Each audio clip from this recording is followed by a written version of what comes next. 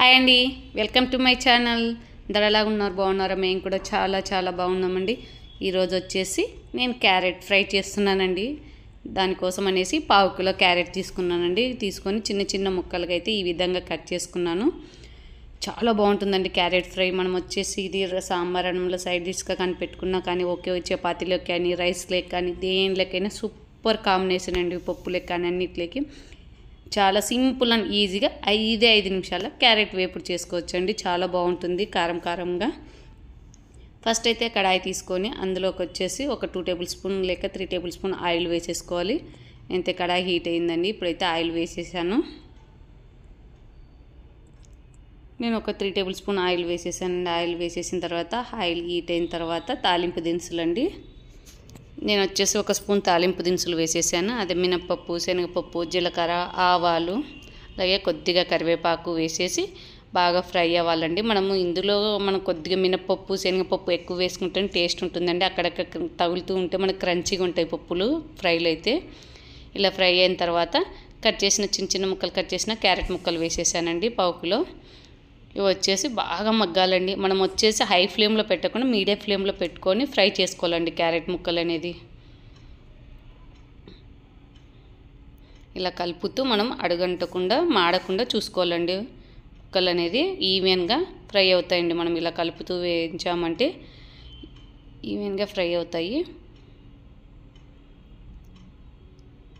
చూడండి, ఆల్మోస్ట్ కొంచెం ఫ్రై అయిన తర్వాత మూత పెట్టేసి బాగా మగ్గనివ్వాలండి. మనమైతే క్యారెట్ని స్లో ఫ్లేమ్లో మూత పెట్టేసి బాగా మగ్గనిచ్చామంటే తొందరగా మగ్గుతుందండి మూత పెట్టడం వల్ల. మనం అనేది ఇలా మూత తీసి మధ్యలో ఒక్కసారి అలా కలుపుకోవాలండి. ఆవిరి వచ్చేస్తుంది కదా, వాటర్ పడకుండా మూతని సపరేట్గా చేసేసి ఇలా మనం మధ్యలో ఇలా కలుపుకుంటూ ఉండాలండి. అప్పుడు కిందికి పైకి కిందికి అయితే బాగా వేగుతాయి క్యారెట్ అనేది.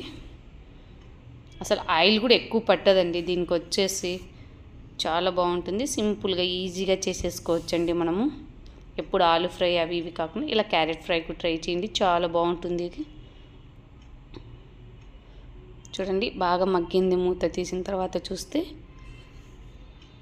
ఇప్పుడు క్యారెట్ ముక్కలు అయితే మగ్గాయండి. ఈలోపు అయితే వీటిలోకి వచ్చేసి నేను వెల్లుల్లి కారం అయితే ప్రిపేర్ చేస్తున్నానండి. ఫస్ట్ అయితే ఎండు కొబ్బరి తీసుకున్నాను, సన్నగా కట్ చేసుకున్న ఎండు కొబ్బరి తీసుకున్నాను, ఒక చిన్న కప్ అండి. అందులోకి 1 స్పూన్ దాకా అయితే జీలకర్ర వేసాను. అలాగే కారం వేసేసాను, ఒక 1.5 స్పూన్ కారం వేసేసాను. అంటే మన టేస్ట్కి సరిపడా కారం అండి. అలాగే సాల్ట్, జీలకర్ర, వెల్లుల్లి, అలాగే కారము, ఉప్పు వేసేసి మెత్తగా పేస్ట్ చేసేసుకోవాలండి. వీటిని బాగా గ్రైండ్ చేసేసుకోవాలి. చూడండి, ఇలా ఈ విధంగా గ్రైండ్ అయిన తర్వాత వెల్లుల్లిపాయలు వేయాలండి. నేను వచ్చేసి ఒక 10 దాకా వెల్లుల్లిపాయలు వేసానండి. వేసి గ్రైండ్ చేయాలి. మనం ఫస్ట్ వెల్లుల్లి వేయడం వల్ల ముద్దగా అవుతుంది, కొబ్బరి అనేది మెదగదండి. అందుకనేసి కొబ్బరి బాగా గ్రైండ్ అయిన తర్వాత ఇలా వెల్లుల్లి వేసామంటే కానీ మనకి ఈ విధంగా సరిపోతుందండి. అక్కడక్కడ వెల్లుల్లి కనిపిస్తూ ఉంటేనే చాలా బాగుంటుంది. కమ్మటి వాసన కూడా వస్తుందండి. క్యారెట్ అయితే బాగా మగ్గిపోయాయండి. ఇప్పుడైతే నేను ఇందాక గ్రైండ్ చేసి పెట్టాను కదా వెల్లుల్లి కారం వేసేసాను.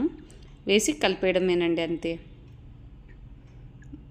మనమైతే ఎంత పొడి పడుతుందో అంత వేసేసి కలుపుకోవాలండి, అంతే.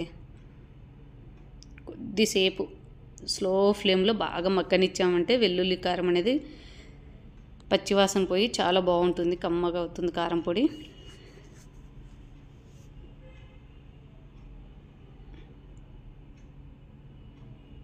ఫ్రై రెడీ అయిపోయిందండి. స్టవ్ అయితే ఆఫ్ చేసేసాను ఇంకా. అలాగే ఫైనల్లీ వచ్చేసి కొత్తిమీర, కట్ చేసిన కొత్తిమీర వేసేసామండి. అంతేనండి, సింపుల్ అండ్ ఈజీగా క్యారెట్ ఫ్రై అయితే రెడీ అయిపోయింది. చాలా బాగుంటుందండి. మేమైతే ఈరోజు సాంబార్లోకి కాంబినేషన్ చేశాను. మా పిల్లలకి చాలా ఇష్టము. చూడండి, ఇప్పుడైతే బౌల్ సర్వ్ చేస్తున్నానండి. సింపుల్గా ఈజీగా చేసేయచ్చండి. మీకు కానీ నచ్చినట్టయితే లైక్ చేయండి, షేర్ చేయండి, కామెంట్ చేయండి. మా ఛానల్ ఫస్ట్ టైం చూస్తుంటే సబ్స్క్రైబ్ చేసుకోండి. Thank you for watching.